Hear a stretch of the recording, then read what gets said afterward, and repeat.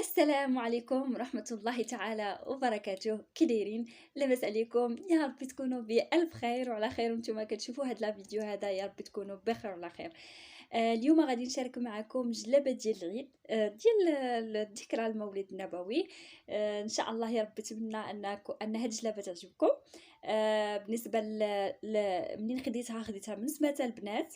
اللي بغى لادغيس حتى نصيفطها ليه، والثمن حتى الاخر نقول لكم.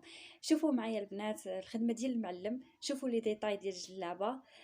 بالنسبه للون واعر البنات بناني كيقولوا لي ولا ما عرفت، المهم ماشي صفر ماشي موطارد، ماشي صفر وماشي موطارد، يعني بحال داك البناني واعر واعر. وهنا مدخلين ليه الباج، مدخلين ليه الدوغي، زوين زوين بزاف. عجبتني تبارك الله ما شاء الله هاد الجلابه.